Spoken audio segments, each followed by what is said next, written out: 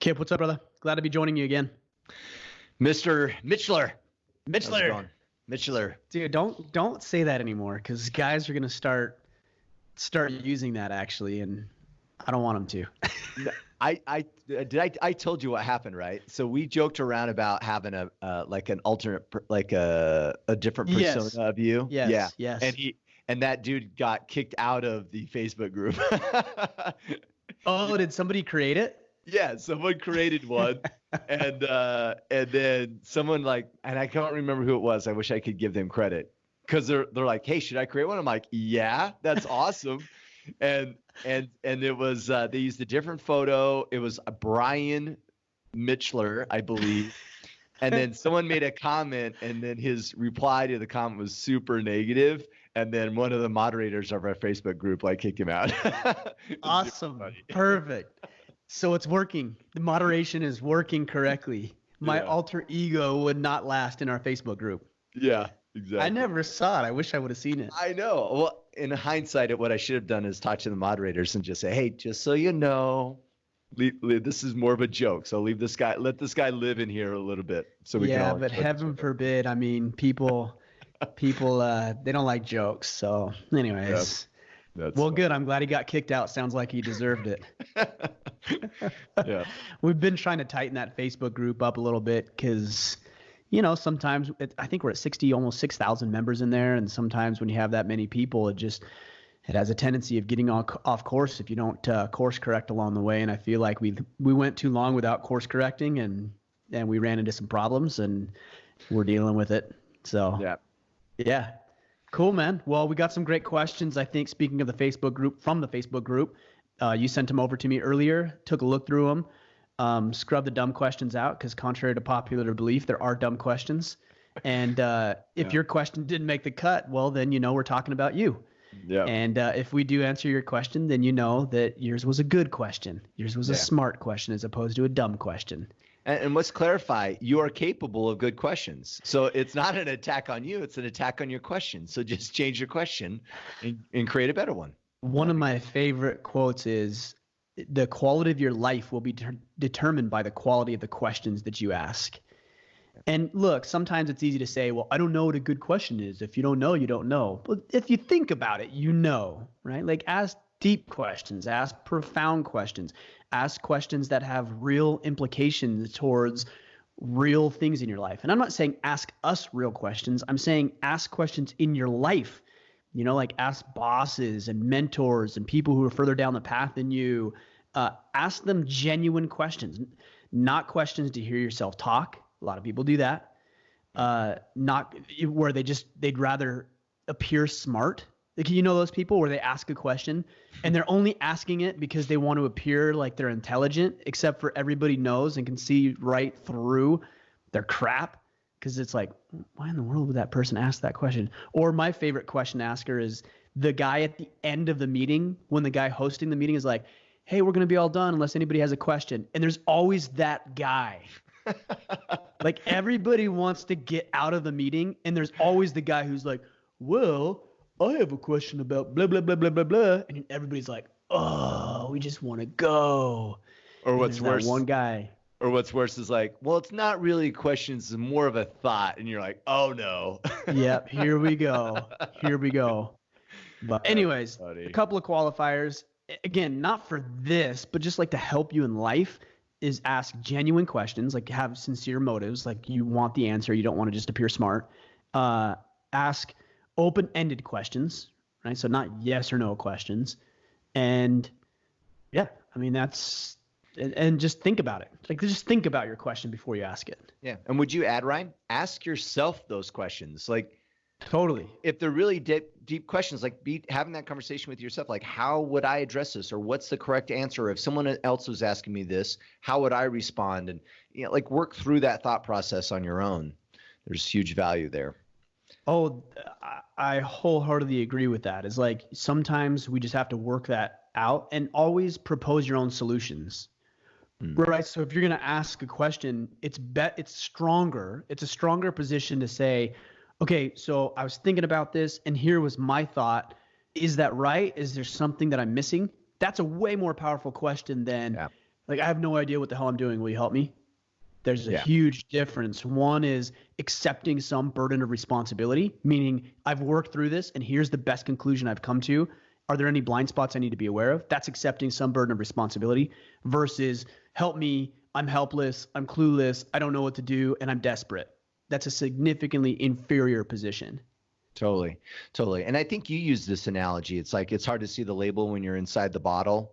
Was it you that shared that with me? I like that. And But I wish I could take credit, but no. no, but that does exist for people. But you can actually get a really good grasp of the label when you start asking yourself those questions and having some thought-provoking thought process around what are possible solutions. And if you at least do those, then this conversation, at least, or other conversations they might have, end up becoming way more valuable because now we know that you've put the legwork in, that you've already addressed or worked through some aspects of it. And now we can kind of narrow our responses to something more specific. So that's true. But again, I want to reiterate, I'm not saying this for the sake of this podcast. I'm saying this for the sake of your life. Yeah. Right. And I like the analogy about you can't see the label if you're in the bottle. Where that analogy falls short, or metaphor, whatever it is, falls short, is that human beings are conscious beings, which means that we can extract ourselves from the bottle because we want to, right? So we can literally take ourselves, maybe not literally, but figuratively take ourselves, our consciousness out of the environment, out of the circumstances, and look at it from a perspective different than the one that we're currently in. And that exercise in consciousness, like, for example, here's a great conscious question. What would the ideal version of myself do in this circumstance? Yeah. Like, what would the better, more intelligent, tougher, more mature version of Ryan do if he met himself in these set of circumstances? That's a conscious thought process, and it's a very powerful way of projecting yourself into some future date and place that doesn't exist, and then working backwards into making that a reality. Yeah. All right. Cool. Well, let's get into it. All right. Our first question, like Ryan mentioned earlier, let me just say this really quick. Facebook.com/group/Order of Man. That's where we filled these questions. Join us there. Join the order, join the movement, participate, as well as contribute to other men, like-minded men in that Facebook group. Our first question, Tony De Paul Atano. How to deal with hate within family. My sister blames my wife and I for the death of my father. And after many attempts to be civil, she continues to speak and act horrible to my wife and I. My father was very sick for many years, and because we could not reverse the damage in his body, it is our fault he died in her eyes. The answer is just distance yourself. I mean, that sucks because you've got a sister that you love and you want to have her as part of your life. It's, objectively, like, too bad. I mean, that sucks, but you got to distance yourself. Like, if she's going to be toxic and she's talking bad about you and your wife and potentially undermining you with your kids, if there are kids in the picture, or carrying and pouring over into other facets of your life, I mean, what can you do? What can you do? Yeah. Live your life. Sounds like you don't feel like this was your responsibility or your fault. So that's it. Look, sometimes the answers I give and the answers that you and I, Kip, we talk about, it doesn't make it like good or easy or comfortable. Sometimes the answer is the answer, but it still sucks. And this is one of those situations. You know, the answer is you've got to distance yourself. That's not a good thought. You love your sister, I'm sure, but that's still the answer.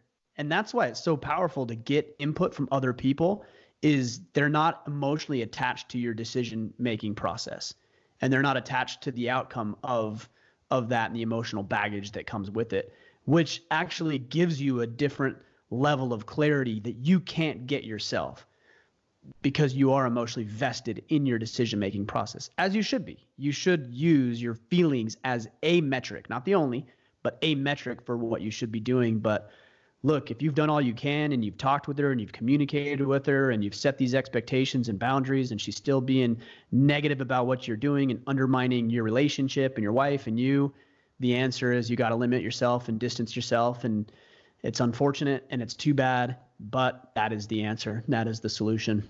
Yeah, can't change people.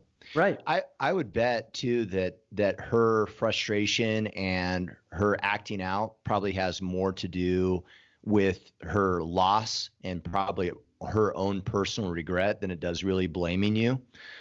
Probably. Not that that changes the circumstance, but maybe at least gives you some power to have some empathy and realize there's probably more going on there. And Yeah. it's not as personal as it may seem, even though she may even say the words that it's personal. There's probably more going on there, and that she's dealing with some regret, and she's not facing her demons and Right. looking to blame it on you guys. So it just gives you maybe some empathy to be able to look past that and not take it so personal. That's the key. I mean, it gives you empathy in understanding what she may be dealing with, but then it helps you in that this is probably not a personal thing. This is a thing that she's dealing with some guilt or remorse, and you happen to be the scapegoat of it.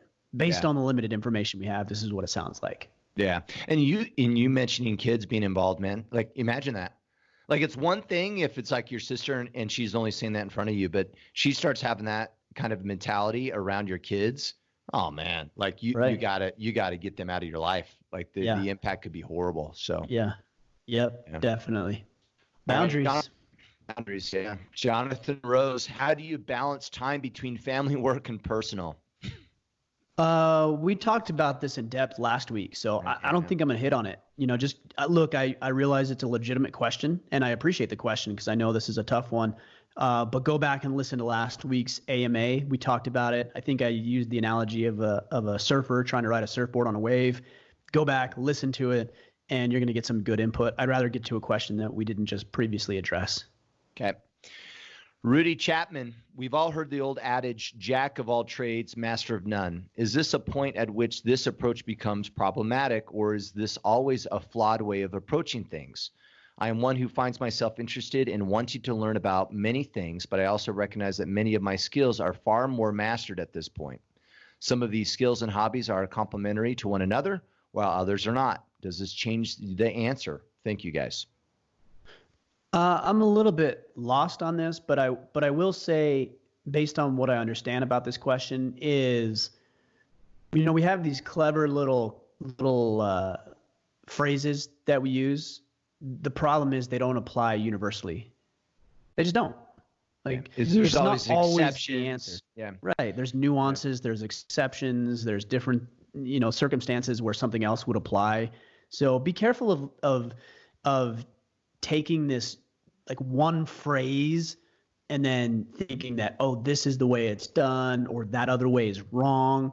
Just learn from it and apply. This is one of the downfalls of social media is everybody takes things so literally, right? Like absolutely literally. And then if anything is counter to that literal interpretation of a metaphor or an analogy, then they don't know how to handle it in life because it's conflicting with their thoughts. Like there's nuance, guys. There's exceptions. There's situations where this doesn't apply. Not everything is so black and white. A lot is and a lot isn't. So use a little critical thinking. Look for the solutions and the answers in your life. If something's working, look, I know there's circumstances where you need to know a lot. Like you need to know a little about a lot of stuff. I'll give you a great example. I had Bruce Pettit, CEO and president of Leupold Optics on. And look, the guy he's a CEO of a big company doing great things. He's got a lot of practical application and information and wisdom. Obviously, he's very successful. And he said, like, I need to know certain things, but I can't know everything at an in-depth level. Like I need to know enough in order to make an informed decision and trust that the guys that I have working, guys and gals working for me, are the right people in the right places, and they're going to make those decisions. So some things, you just need to know enough, and other things you need to know deeply. Other times you need to know broadly, and you just look at your circumstance and figure out what's going to work best for you in your situation. That's it. I even like to we can take jujitsu as an analogy. If all you know is one guard or one sweep, like you're super good at that one sweep, people are going to learn that. and they're going to adapt their game, and they're going to destroy you because you're like so good at this one sweep, and yet there's a way to defend against that sweep, and now all of a sudden you're stuck. So you need to have a broad game, and in certain areas you need to have a deep game too. Same thing with life. Yeah. To quote you, is it serving you, right? Is it doing what it needs to be done? And if it's not, then adjust and get focused in, right? Right. Yeah. Yep. All right, Dylan Morehouse, how do you begin to live again while your father, your greatest role model, has passed away? Well, first, my condolences. I know that's a hard thing. My dad passed away about 1.5 years ago, and wasn't necessarily the role model that maybe it sounds like your father was, but still, that's hard. You know, that's a difficult thing. You live a life worthy of his commitment and dedication to you as his son. And that's it.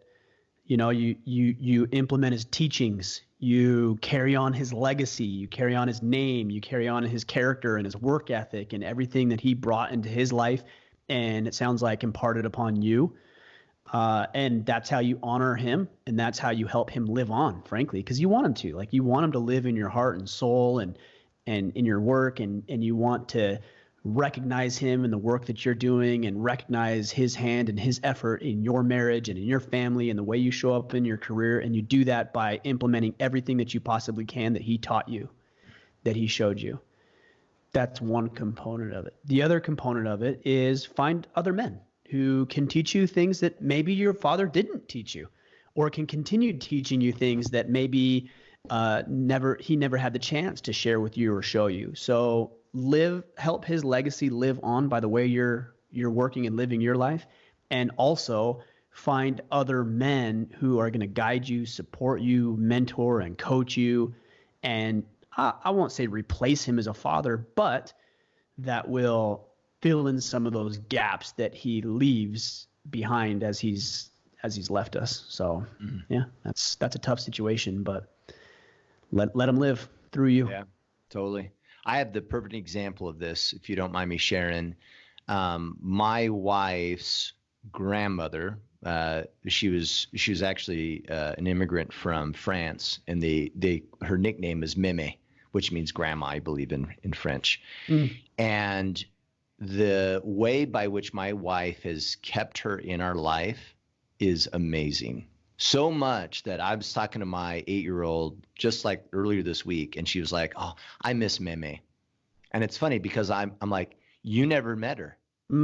She died before you." Like, I didn't say this, but in my mind I was like, how interesting that my 8-year-old has a relationship with her great grandmother due to my wife holding on to her in a very positive way, Right. sharing what Meme taught us, sharing photos of Meme. During Christmas, they sing a song that Meme had them sing for every Christmas ever since they were little kids, right? Like, she's still very much part of our life.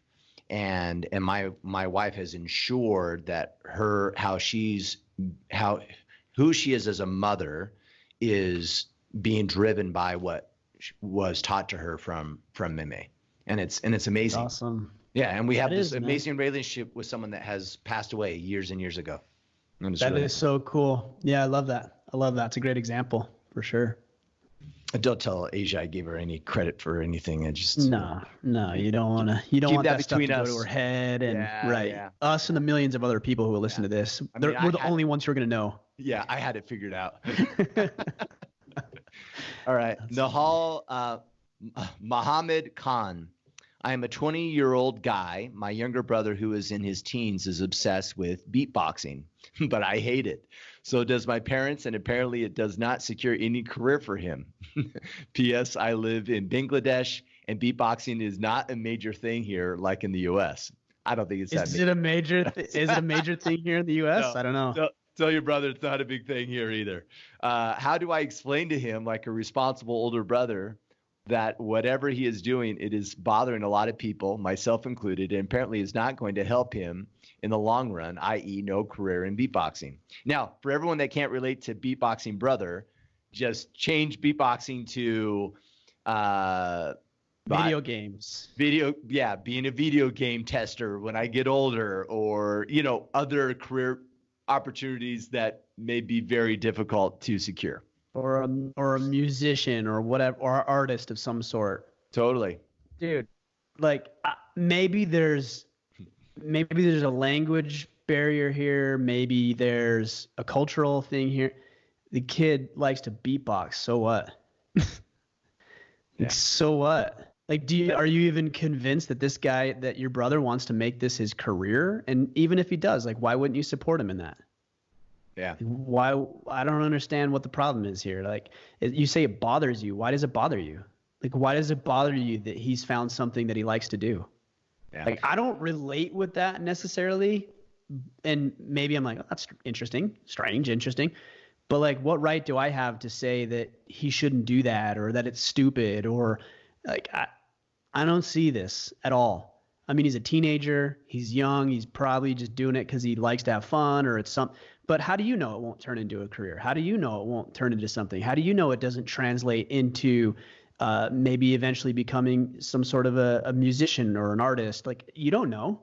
So why not, instead of like worrying about how this is stupid and you shouldn't pursue it, instead you work with him and say, hey, like, I ran across this resource on YouTube and they teach you these new beats or whatever. I'm showing my ignorance here. And you like help him, like you actually support him. And in the meantime, you can also coach him and say, hey, like, what are your plans? Are you going to go to college, or what are your career aspirations? Like, you can do both. You can coach him as a big brother to do things that are going to be practical and serve him. And you can also support him in something he likes. I don't think I see nothing wrong with this whatsoever. And I think that there's a big problem with the way that it sounds like you might be approaching it, and your parents. And you actually, if your parents are approaching this way, they might be some contention and stress within the relationship. You can actually be the bridge. Mm. You understand your parents because you lean more towards your parents' side, but you're also more connected with your brother because you wouldn't be asking this question if you didn't care about him. So it's obvious that you care about him. So be the bridge, like be the practical one, but also the one that supports him and edifies him and uplifts him. That's a way more powerful position than undermining something that might just be a hobby that the kid likes to do. Like, let him do his thing. He's not doing drugs. He's not running in a gang. He's could be worse. Yeah. Could be way worse. Like, It's not bad at all. Like, he's doing something that's a talent, that's a skill. He's probably exercising some level of discipline and mastery. Like, right on. All the power to you, man. Go beatbox like never before. Tell him when there's a tournament and a competition, drive him to one, say, hey, there's a competition over here. Like, you should join. Like, I'll drive you down there. Like, support the guy, man. Support him. Yeah. What's the flip side too? It's like, okay, flip side to this is younger brother goes and decides to be a lawyer because mom and dad suggested that's the best career. He hates it. He lives a life of regret of constantly doing what mom and dad always suggested he do. He never pursued anything that caused interest in his own life, and that's better. Right. Like, and you know what? Maybe he on his own will become a lawyer. Exactly. And he'll be the beatboxing lawyer. Okay, it's cool. Yeah, but at that point, it will be his. It will be his decision, and that is different than just doing it because you told him to do it, or that you were annoyed by it, or something else. So yeah, I don't get that. But again, I'll reiterate. I believe, based on your question, that you care about your brother. I just think there may be a better way to go about doing this. Yeah, and so Khan doesn't feel like completely like abandoned here. I can relate to this. I actually can. My oldest son he has Usher syndrome, right? He had a hearing loss, severe hearing loss at birth, and he's losing his vision. And his vision has gotten really, really bad of late. And originally when he went to college, he wanted to do music therapy, right? Or he wants to do like certain things. And as a parent, I'm thinking, all right, you losing your vision, like, hey, bud, why don't we focus on, like, why don't we get the list of the careers that you can do while blind, right? And we focus on those items. But in the same breath, it's like, or you could pursue something you love as long as you can. It's like, who am I to also even say, like, don't go for something that you can do right now that you may not be able to do later, right? It's like, so I understand it, because as a parent, I'm trying to, like, a little bit of a guidance and direction of, like, go after these things to do the sure thing that you can provide for your family. And part of that is me saying, crush your dreams a little bit. He could be amazing at it, right? And even if it's very difficult for him to get into, like, who am I to be shutting that down? So I understand the dichotomy there, because you want what's best for your brother, and that's a good thing. But I get it. I don't know, man. Like, I'm not in that situation, of course, with you and your son. And I see what you're saying, but at the same time, it's like, okay, so he won't be able to see. Okay. Yeah. So he'll be the first blind guy to do this. Yeah. That's Exactly. awesome. Right? Yeah. That is awesome. We live in the most amazing time in human history, where the opportunities are abound, like the risk is very minimal, and life's just too short to just do what other people think you should do, or be limited by some sort of medical condition. Like, God, I just think, what an amazing opportunity. Like, I just feel, and I'm sure you do, Kit, but like, you'll be the first blind person to ever do this. How cool is that? Yeah. Now, I'm not saying you don't do that. I'm just saying, Yeah. like, man, if we supported each other that way, whether it's your brother or your son or a friend or a colleague or a coworker or a neighbor, your wife, man, life would be drastically different, instead of saying, well, let's play it safe and let's be practical. Screw practicality, man. Yeah. Like, you can be practical at any time. Like, you'll be able to make the mortgage payment, you'll be able to make the car payment, all that stuff will work out. But, like, let's stop being so practical, and let's start thinking about something that maybe is impractical or a seemingly impossible task. Yeah. It's way better, way better. Yeah. A little bit more on the area of inspiring. Yeah. I like it. Yeah, that's your job. Not only is this gentleman's job to inspire, but it's his job to facilitate and foster. Yeah. So yes, encourage him and then drive him to the beatbox competition. Like, you're so busy, like, oh, it won't work, that maybe there's opportunities that you could actually help him make it work. Yeah. And we've talked about this, is like, what opportunities present themselves through beatboxing. Like, maybe he'll be beatboxing, and then he gets this huge interest in working a recording studio because of it. And he would have never known about that if he didn't do the whole beatboxing thing, right? Like, opportunities will just naturally present themselves too. If you take the course, the path, like, they'll present themselves. They won't present themselves from a distance. They'll be there. You just won't see them. You have to get closer to recognize them. And you get closer by taking the steps and putting yourself in the position to acknowledge the opportunities. Yeah. Cool. Barry Loftus, how to successfully exit a marriage.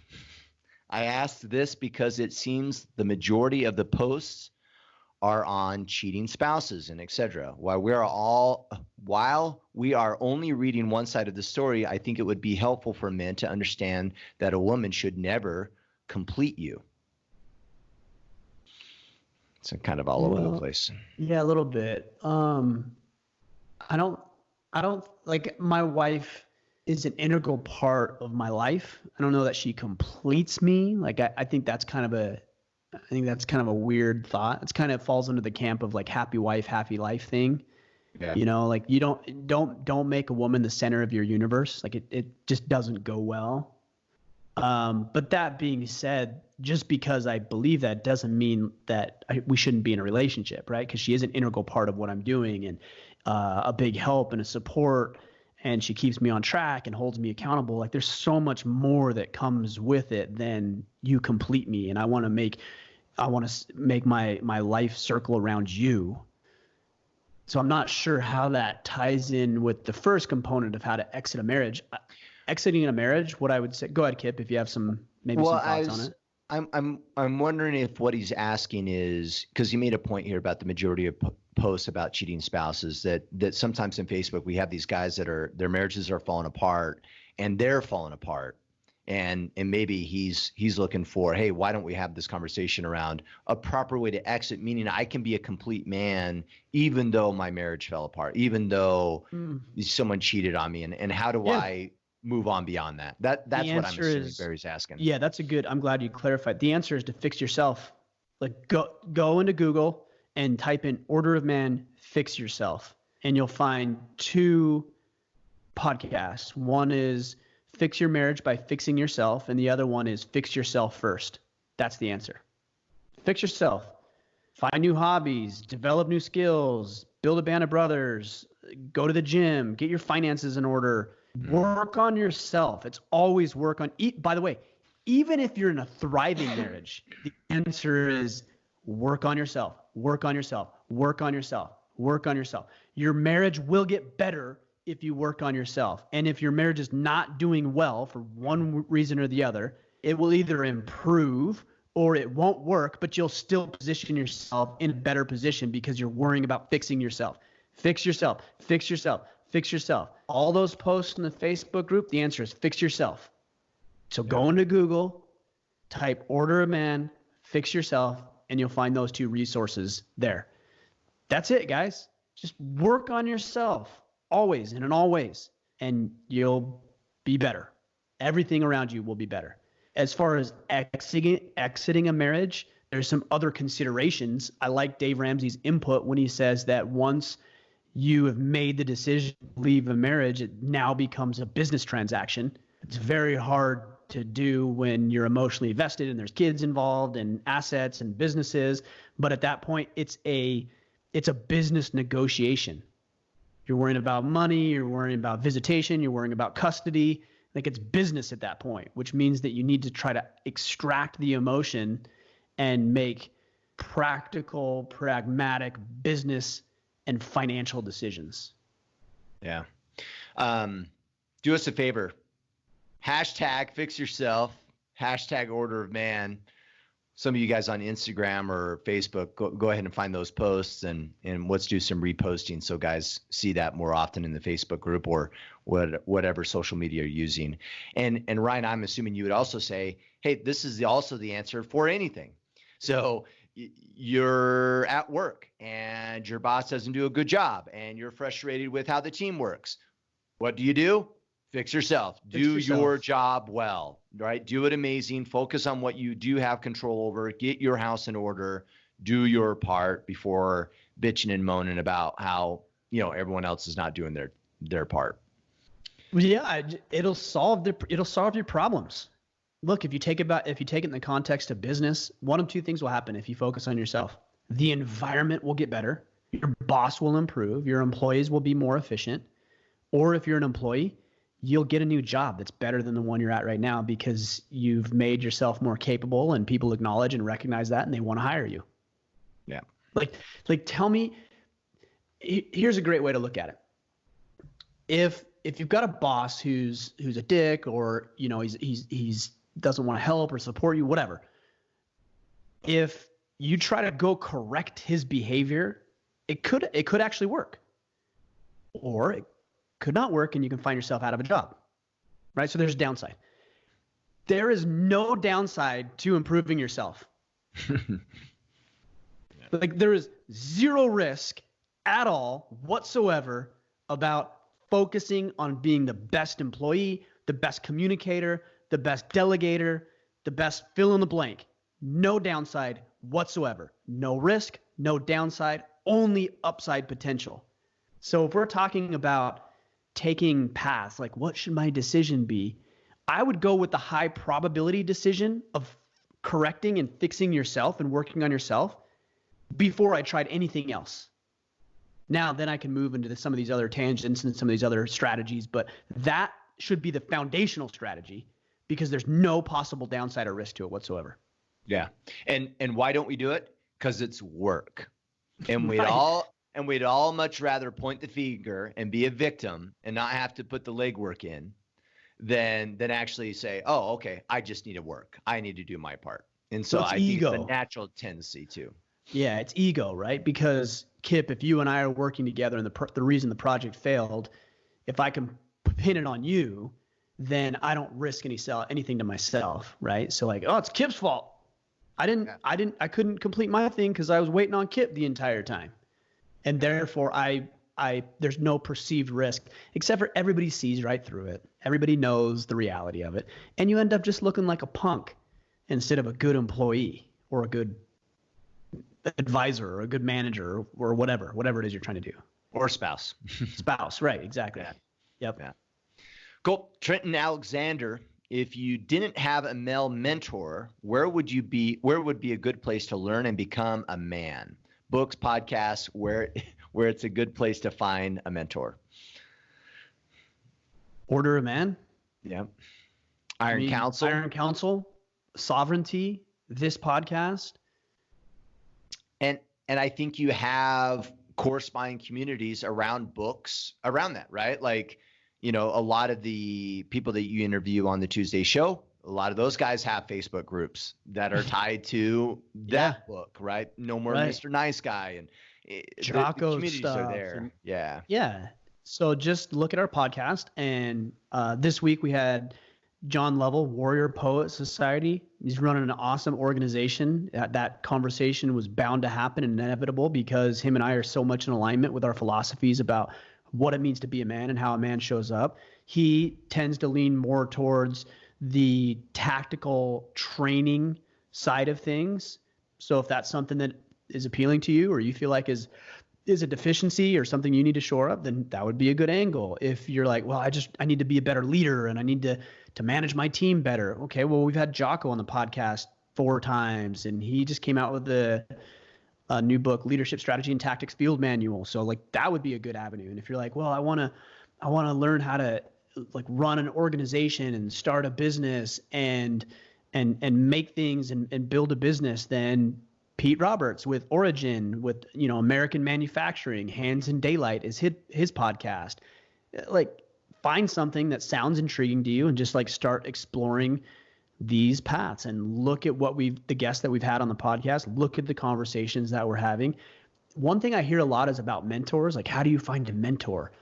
Like, we're so wrapped up in like, I have to have this one official mentor who helps me with everything. That's not how this this one. Works. Yeah, Right. The correct mentor. Yeah. Right. That's not how this works. The way that it works is you figure out what you want, right? So you want to get physically stronger. Okay, well, then you need to hire a strength and conditioning coach. That is your mentor. Well, like, how do you get him to mentor you? You buy his shit. Like, you buy his training, you go to his course, you go to his conference, you buy his stuff. Oh, I don't want to pay anything. Well, then you don't care about it then. Like, you got to put some skin in the game. So I hear this all the time. Well, like, are there any free resources? No. Well, that's not true. The podcasts, it's all free. There's YouTube channels. Those are all free. Oh, yeah, but I'm looking for something more. Yeah, then invest in yourself. Like, pay $20 to buy one of these guys' books. Pay $500 to go to a course. Buy 2 or 3 months worth of, if we're talking about strength and conditioning, buy 2 or 3 months worth of coaching. It'll cost you $1,000 maybe less, $500, $700, $1,000. Okay, well, if that's what you want, then that's what you have to do. You have to invest in yourself. You'll buy UFC fight package, you'll buy the greasy burger at Burger King, you'll buy all the other crap that you don't need on Amazon, but you won't invest in yourself. So yeah, you're not going to find those mentors. Find somebody who's doing what you want to do and then pay them to teach you how to do it. If you want to build up social media, find somebody who has a good social media following and that teaches people how to build social media. You want to get better at jiu-jitsu, find a gym in your area and go there and buy a 3-month membership. If you want to be better in your relationship, then maybe there's a guy in your neighborhood who has a killer marriage and family and he's like got it going on. Cool. Reach out to him and buy him dinner or buy him lunch or invite him over for fight nights or invite him golfing or whatever. Like, invest. Just invest. That's how you find mentors. There isn't like one life coach and why should somebody give you all of their time and attention anyways without you giving anything in return? And I'm not putting this guy on blast here, but there's so many people who think that like, Like I'll get this all the time. Hey, Ryan, like you're doing great things. Can I pick your brain? No, you can't pick my brain. And if you want to, you can listen to the podcast. You can buy my book. You can join the Iron Council. Oh, but I was really just like hoping I could talk to you for half an hour. Why in the hell would I do that? Like, why would I do that? I have other people who are vested in growing and expanding, who have committed to me, so I'm committed to them. Like we've built up a friendship and relationship, and you just want to pick my brain? Like how arrogant do you need to be to like think that I don't have anything better to do? If you want to pick somebody's brain, pay them. Hey, and look, I'm not speaking out of my ass here. This is exactly what I did when I had my financial planning practice. So I owned the practice for about 9, almost 10 years. And about, I want to say roughly 7 years ago, I wanted to start a financial planning podcast and a blog. Like I was doing it the like traditional financial planning way to build a practice. And I thought that this new digital media would be the way to go. So I found this guy. His name's Jeff Rose, Good Financial Sense. And he had a killer podcast. I don't know if he had a podcast at this point, but he had a blog and he had a YouTube channel. He was entertaining. He was fun. He was teaching about money. He was very, very successful. So I reached out to him and I said, hey, Jeff, look, I love what you're doing. I'm trying to build something similar in my practice. I have no idea where to start. Do you do any coaching? And he's like, yeah, I do coaching. It costs this much. I think it was like, I don't know, it was like $200 to talk to him for an hour. And I'm like, cool. Can I PayPal you? He's like, yeah. PayPal'd him a couple $100, talked to him for an hour. And man, he set me on the path. Like that $200 has turned into almost 7 figures at this point. Probably 7 figures if I add up all of the income over the past, 7 years. It's invaluable when you invest in yourself. So find people who are doing what you want to do, reach out to them. It's never been easier to connect with these people, and pay them, whether it's buying their products or paying for coaching, to teach them what it is you want to do. And they will, because that's how the economy works.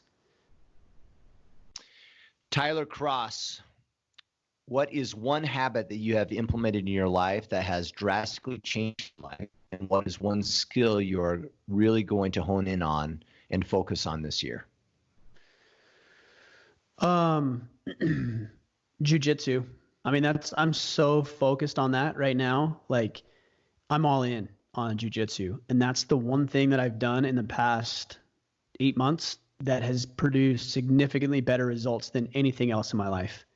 So I go 3 to 4 times a week now. I watch videos, I listen to instruction, like I watch fights and I like analyze, like I'm just like you, Kip. I've geeked out on it, like my wife and kids were gone for the last couple of days. And at night I would just get on YouTube and I'm like, okay, like how do you escape side control? And I'd watch all the little step 1, step 2, step 3. And then I'd watch what he was doing with his pinky toe. Cause I'm like, well, if he put his pinky, like, you know what I'm saying? Like you get like really deep into it. And that's where I'm at right now. So that's it. That's the answer. Just and being disciplined of going to jiu-jitsu. What habit have you implemented in your life that maybe has had the most drastic change overall? That's it. Like just going, being disciplined and committed to going. Yeah. Because it's not easy. I go 3 days in the morning and 2 at night. So sometimes I miss one of those for travel purposes or whatever else. So 3 to 4 days a week. It's not easy. Like I've got a busy schedule. I've got 4 kids. My wife needs my attention. I've got this business to run. Yeah. But the habit of just being committed and disciplined and saying yes to the things I've already committed to doing drastically improves my life. And you know what? It's a very good correlation to everything else I'm doing in life. If I uphold my word to the things that I say I want to do, whether it's jiu-jitsu or archery or some of these other practices that I enjoy doing, then it makes it easier for me to uphold my word in other areas like business. And I'll give you an example. I had 3 or 4 podcasts over the past, I would say, year or so that I initially told the person I would have them on. And for one reason or the other, it didn't work out, or like I wasn't super excited about the conversation. But I thought in my head, I'm like I told these people yes, right? I accepted their request to come on the podcast. and I'm beating around the bush and not having them on because I wasn't super excited. I'm like, that's my fault. Like I shouldn't have said yes, maybe. But since I did, like I already committed and said yes. So I reached out to every one of these individuals and I said, hey man, we never scheduled this podcast. Like, let's get it done. And I did over the past 6 months, I've done these 4 podcasts, and they actually ended up turning out really well because I put a lot of effort and research into making sure that it was a good conversation, and I honored my word. That was far better than any other benefit of having those podcasts, is I honored my word and I honored myself and those individuals because I made that commitment. And when you do the things that you say you're going to do, that is a huge victory that spills over into every single facet of your life. You just proved yourself, frankly, a man, because you lived up to your word, and you'll feel it in every part of you, how good you'll feel about yourself because you honored your word. Love it. Mitchell Morshri, I would like some information on how to stop a bad habit, like chewing tobacco. I think a lot of us could use the help with stopping a habit or an addiction of some sort. So there's a couple good resources. One is Atomic Habits by James Clear. And we just had James on the podcast about maybe 4 or 6 weeks ago, somewhere in there. So I would definitely look into his stuff. Charles Duhigg, The Power of Habit, I think it's called The Power of Habit, is a really good resource. A couple of tips I would give you right offhand, in addition to what these guys will share with you, which is significantly more than I can. Those are the 2 best resources in my experience anyways, is number 1, eliminate the temptation, right? So if you know that you want to stop smoking, for example, and you know that's a temptation of yours, just don't go to the gas station because that's where you get cigarettes. So like just stay away from the gas station. Like don't have it in your house, stay away from the gas station. If that's where you buy cigarettes, don't go into that store. Just change the store. Or if you do, like you're driving to work and you drive by that one convenience store and that's where you get your pack of cigarettes, like pick a new route. Pick a new route. And then in addition to that, I would say replace your habits. So every time you have the temptation to smoke or to drink or whatever it is that you want to do, just replace it with something more intentional that is in line with your goal that will move you in the right direction, right? So if it's smoking, maybe it's, you have a snack, like you have some beef jerky or something, So there's things you can do, but again, I want to reiterate, and this goes back to the mentor thing and finding people who can teach you what you want to know. James Clear, Charles Duhigg, The Power of Habit, and Atomic Habits will help you get on the path, and significantly deeper than what I can share with you. Cool. Greg Murphy, what do you do when your boss won't support you? Lost an employee due to a long-term sickness. I've been able to keep things going, but now my boss decides not to fill the position because he thinks everything is going fine. So workload has doubled and no additional compensation. Yeah, I mean, look, let's think about it this way. Why would he? Like, if everything's rocking and rolling and nothing's hit, anything's come up, like, why would he do that? Because obviously he's like, oh, this is actually better because I just cut out $50,000 of payroll by having this extra person, and now I don't have to pay this guy. So, I mean, you can understand. Certainly, we can understand that, right? Like, even though I don't like it, I can understand. Makes sense. Yeah. Yeah. Now, that being said, I'm not going to undermine that. Like, I'm not going to deliberately sabotage my own efforts in order for him to understand that we need somebody else. But what I would do is be very assertive in my communication with my employer. So, Kip, you're my boss, all right? And we just let somebody go, and I picked up this guy's slack, and I come to you. Here's a conversation I would have, something along these lines. Hey, Kip, I've needed to talk with you about this. We let John go, and I've been picking up his slack, and I got to tell you, I'm feeling a little bit of pressure. Things are still rocking and rolling, still doing well, but I feel like with the added effort that I've put forth and the added effort that I will continue to put forth, like I believe in what we're doing, and I want this to work, and I want this to be as efficient as possible. I feel like it's time to evaluate how I'm being compensated. So I would like to talk with you about that. Are you open to having a conversation about that? Well, I am, Mr. Mitcheller. In fact, that is leadership material right there, young man. Yeah, I wish it would go like that. I wish it'd go like What you'd probably say is, well, we got our budget figured out and we got this and that, and say, hey, that's understandable. What can I do to prove to you that this is a conversation worth having? Yeah. And you're going to say, well, I'd really need to see X, Y, and Z. Okay, well, so let me understand. If we can hit these benchmarks and do these things over the next 60 days, are you willing to circle around with me and have the conversation about looking at my compensation package? Like, put him on the spot, man. Yeah.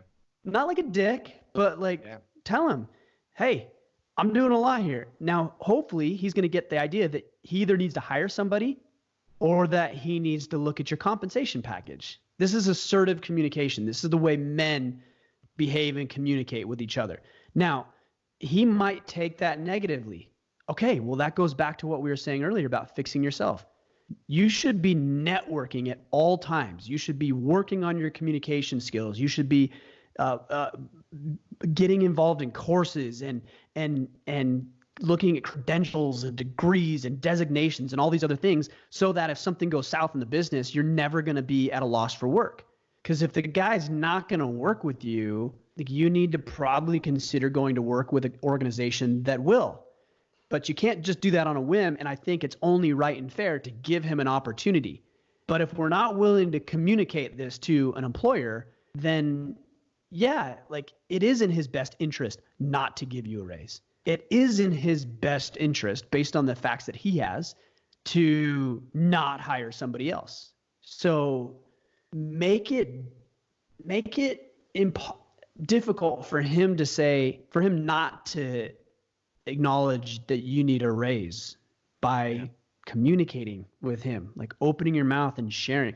That's hard. It's very hard, especially for somebody who's never been a great communicator, never grew up around great communicators, always kind of put a lot of parents are this way, we don't talk about that. This is difficult. I don't want to talk about that.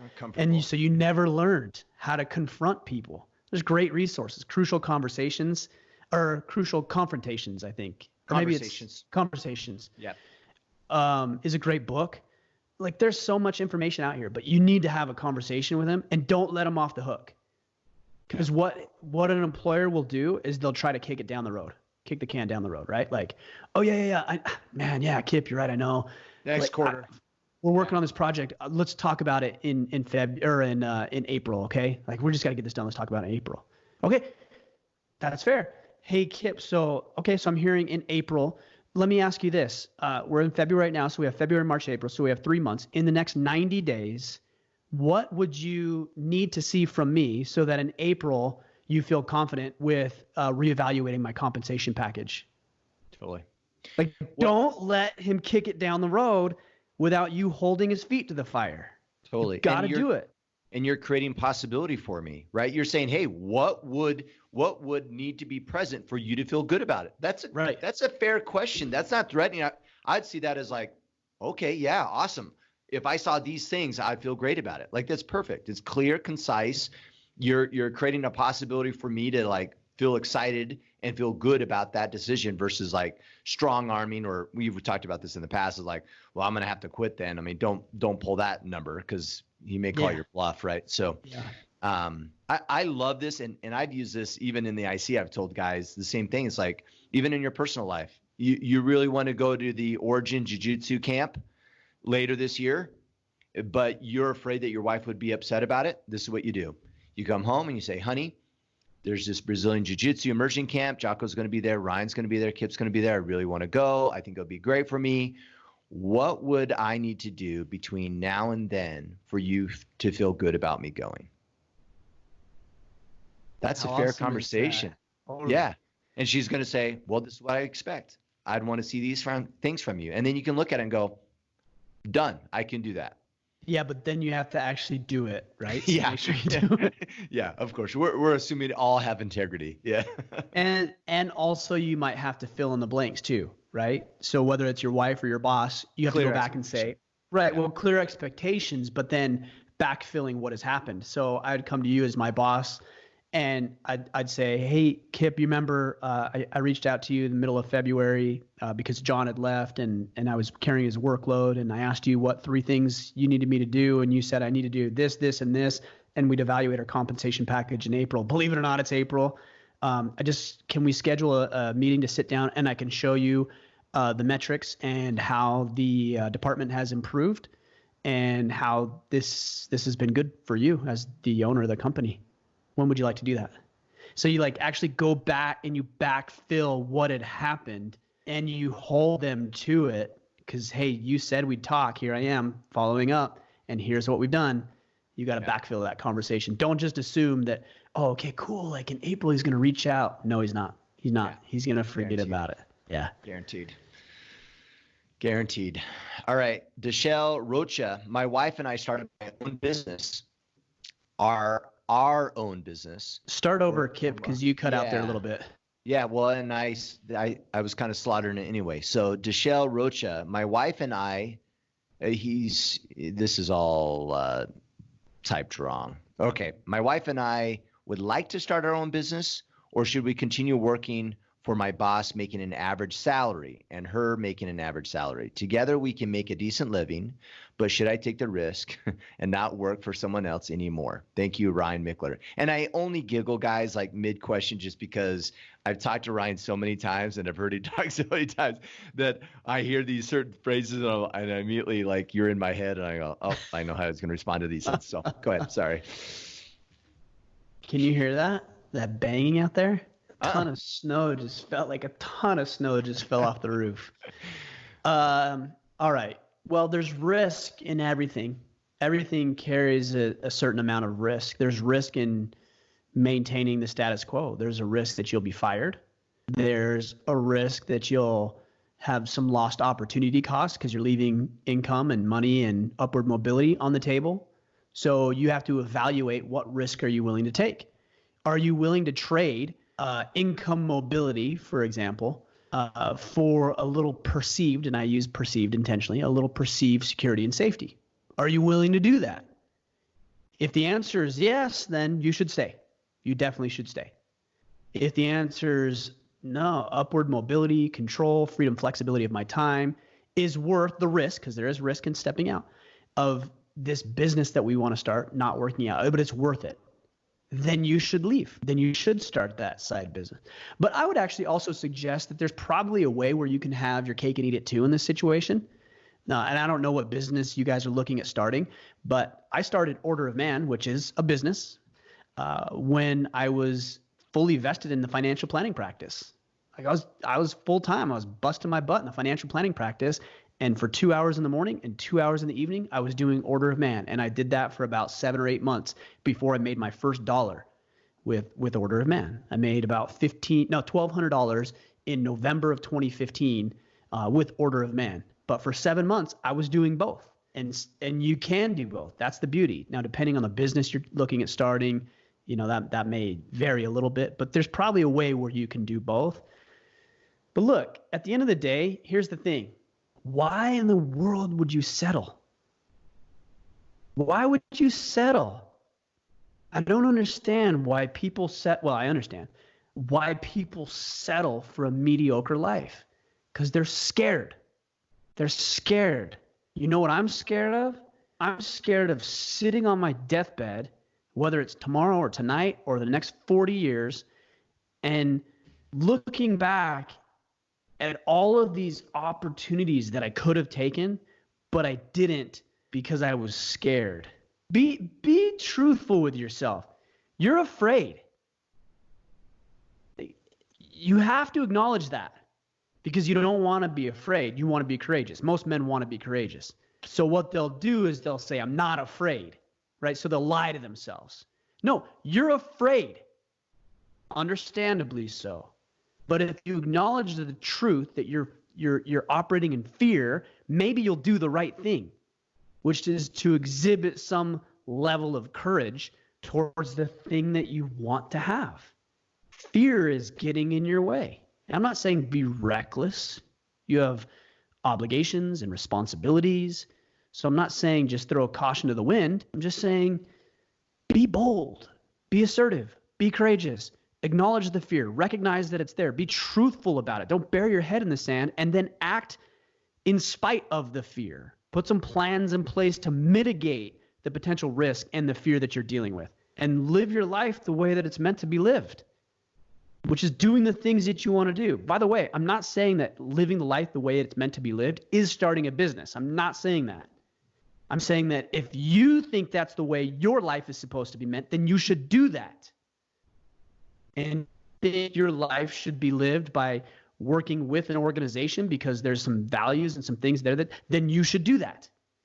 You should find a way to live your life the way that you best see fit. Stop second guessing yourself. Stop operating in fear, and do what you know you should be doing. Make a plan to make it happen, and then make it happen.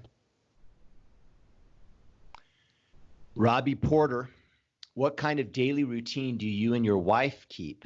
Does your family have a daily morning, nightly routine? Have you found a good group of people in your new city to connect with and build community? Do your boys go to public school? If so, are they adjusting well? Thanks for your willingness to share your life with us. Ryan Mickler. Robbie, that's like 8 questions, dude. So I was going to say, this is ask me anything, not ask me everything. No, it's cool. Funny. We can handle through as many of these as possible. What's the first one? Routines. You and your wife. Yes. Daily routines. Yeah, we have a morning routine. So I get up, I exercise. She gets up, she exercises, whether it's training or jujitsu. We come home, we do a family meeting. We have some scripture study. We do a family prayer, and then we all get on the same page. Generally, that's what we do. Not every day, because it is what it is, but that's generally what we do. Do you do a nightly routine as well? Not typically. I mean, I personally wind my day down. Yeah. Okay. But we do. We play with our kids. We read them books. We put them down. I sing them some songs. They know the Star Spangled Banner, Gilligan's Island, the theme song to Fresh Prince of Bel-Air. There's a few others that I can sing to them that I know. And some beatboxing. Yeah. And some beatboxing in there. Take Me Out to the Ball Game. They know really well. Like the classics, right? The important ones. And then, okay, so that's what we do as far as routine. Building community in the new city. Yeah, actually, surprisingly, I've done a better job at that than she has. But I'm very involved with, I get involved with Origin. I go to training, so I've met a lot of people there. We've met some great people. In fact, it was funny because the other day I had, Maine Warden Service, the Fish and Wildlife Department. One of my buddies, Chris McCabe, came over. He just stopped by. He was on a snowmobile patrolling, and he stopped by to say hello. And then yesterday I was out blowing snow, and one of my friends, he's a police officer. He stopped by, and so all these people are thinking, who's this guy? Something's going on. A couple of months ago, I had Border Patrol over, and there was 3 Border Patrol vehicles in my driveway for the entire day because we had lunch and we invited them over. We did some podcasting, and I went down to the convenience store the following day, and the gal there, she's one of our neighbors. She's like, so what was Border Patrol doing at your house? Trying to figure out what's going on. But yeah, I try to I'm in these people's community. So it's on me to put myself in this community, to find friends, to support and give help and resources wherever I can and however I can. And so I feel like we've done a pretty good job at that. So that's what I'd say for embedding ourselves in the community. Last question was public school, kids going to public school, and if so, adjusting well or not. We do homeschooling. This is our first year of homeschooling. They are adjusting to homeschooling well. Yeah, we just made a decision. You can go back and listen to a podcast about why I made that decision, but we made the decision not to put them in public school. In fact, right now they're driving back from a homeschooling trip.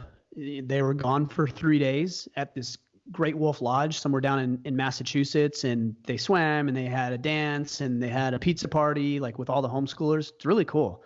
But yeah, we've actually been liking the homeschooling a lot. This is way better. It's way better. It's way more efficient, way more effective, individual attention. I spend more time with my kids. We do fun stuff. They learn better things. They're not learning all this bullshit from these ideologies that I don't agree with. It's just way better on every metric. Cool. So if you're listening and you're thinking, or like it's ever crossed your mind, you ought to seriously consider, think long and hard, and do research about homeschooling. I'm just telling you, it's going to become more and more viable as we continue to see culture and media and the government and everything else get involved in our lives the way it has. Totally. Or just reach out to Ryan and ask to pick his brain for an hour or so. Yeah. Regarding homeschooling. Yeah, and I'll tell you how much it costs, and we'll get it done. Hey, look, I'm happy to have a conversation with everybody. I'm just not willing. I just don't know if you're willing to pay the price or not. That's the question. Nathan Hutzel, do you so many questions? I know. Do you view family as a springboard for individual success of each member, or as a multi-generational story to be lived in under a shared mission? I would lean more toward, this is an interesting question. I would lean more towards individual success. It's not my job to dictate how my sons and daughter live their life when they become adults. It is now. That's my job by definition, to give them the foundation and the knowledge and give them a mission and a purpose and tell them how we behave and what morality looks like and how we live our lives. That is my job at its core. But ultimately, when they go out on their own, they're going to have to make their own decisions. They're going to have to decide what's important and what isn't important. Hopefully, I give them a foundation of knowledge and truth and principles that they can build a successful life and a successful marriage and career upon. But ultimately, that's on them. And they have no obligation whatsoever to assume some sort of Mickler vision for life. I hope they carry on my legacy. I hope they remember me when I'm dead and gone as somebody who, did what he said he was going to do. He was willing to take some risks and try the things that came to his mind, that he worked hard. He cared about people. He attempted to do the right things as often as he could. In many ways, he fell short. And when he did, he apologized and he tried to right the situation. I hope that's how they remember me.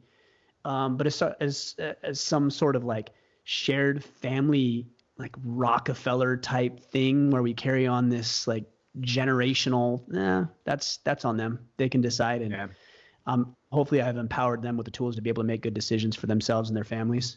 Yeah. One, I can't help but think, but by focusing on individual success, that's what makes that multi-generational story possible, is because you were someone honorable enough that they would want to be like, versus being forced upon them. So. Right. I mean, it's funny because a lot of people talk about this as indoctrinating our children, which I've used that term, especially when it comes to the previous question, public schooling, it's indoctrination. And other people have called me on it and they've said, well, aren't you indoctrinating your children by sharing your beliefs? Yes, but I'm the parent. So I should be doing that. I shouldn't be letting them be indoctrinated by something else. So could you say it's indoctrination to take your kids to church? Yeah, you could. Totally. That's the point. I am trying to indoctrinate them to principles and beliefs and values and morality and principles that, I think I said principles twice, that will serve them well. So yes, I am indoctrinating them. That's my job.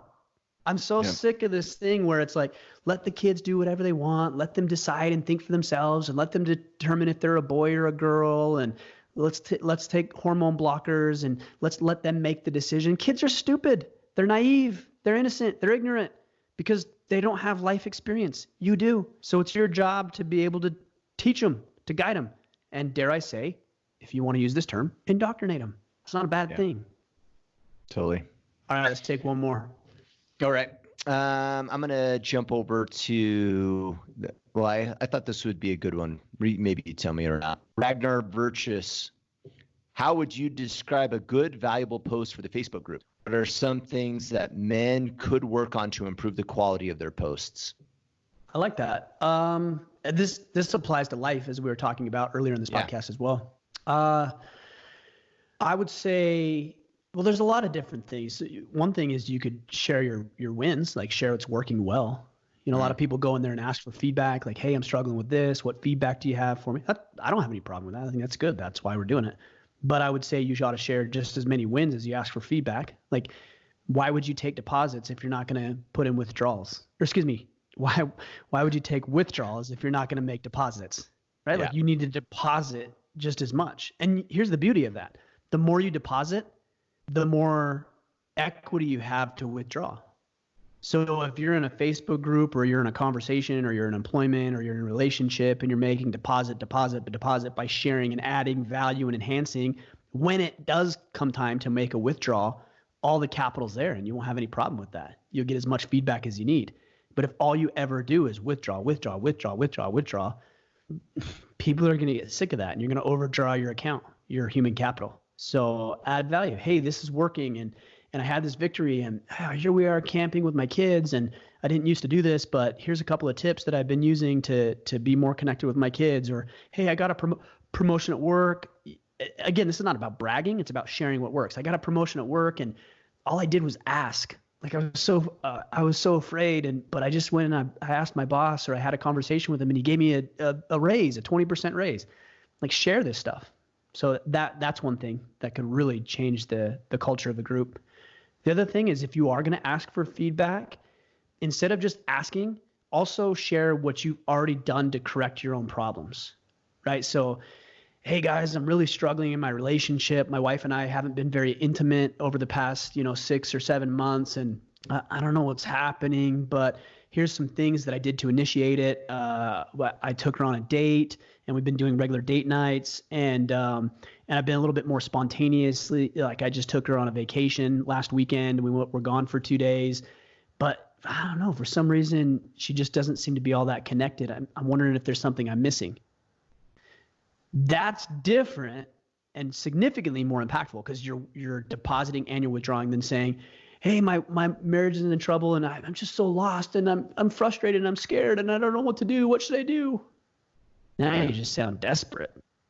And so solve your own problems, at least attempt to. And whenever I say that, here's what people say. Some people, they'll say, well, if he knew how to solve his own problem, he wouldn't be answering the question, would he? Well, no, that's not necessarily true. Like you can attempt to solve your own problems without knowing the answer. Like you can try things. You can see what works. Maybe you had an idea or maybe you saw somebody as an example, but men attempt to solve their own problems. I'm not saying go at it alone. I'm not saying be so arrogant that you don't accept feedback, but at least like try. At least, and you know what? I think more often than not, you'd be surprised how you end up solving your own problems by just trying things. So that is a pet peeve of mine when say, well, like if you knew how to solve it, because here's what I do. When people say they have problems, I go in there and you probably see me do this. I say, well, what are you going to do about it? Yeah. Oh, what's your plan? How are you going to fix it? Like, that's my response. Most guys like rush in to give advice. Like, I don't know anything about this guy. What are you going to do to fix it? And a lot of times they hear crickets because they don't want to solve their own problems. They just want to complain. But the guys who answer me back, they're like, oh yeah, that's a good question. I've tried this and this and this. Those are the guys who actually end up solving their problems because you can tell they're assertive about it. Yeah. And then you'll have the guy who comes back and says, well, if don't you think if you knew what he was going to do or he had a plan that he would already do it and he wouldn't need to ask the question? No, I don't. Not necessarily. Yeah. Sometimes you just need a little prod or a little poke, and somebody calling them out and saying, hey, fix your shit.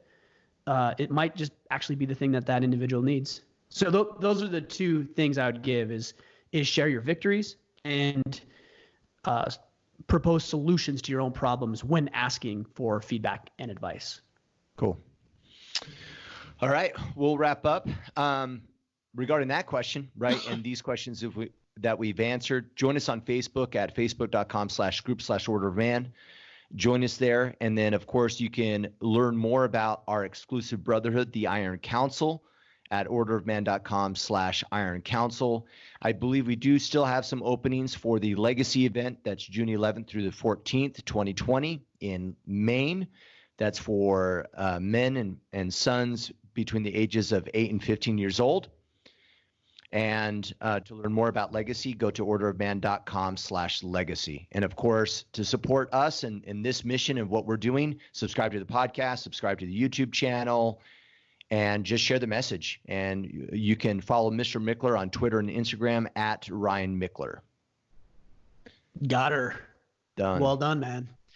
Appreciate the feedback and the input, Kip. We had some really good questions. We didn't get through all of them, but man, I really liked those questions today. So appreciate you guys asking those questions, being engaged. It's really important that you engage. Not because like it helps us, although it certainly does when you engage and you ask questions and you leave ratings and reviews for the podcast. That certainly helps. And I ask that you do that stuff. But you're helping your fellow man.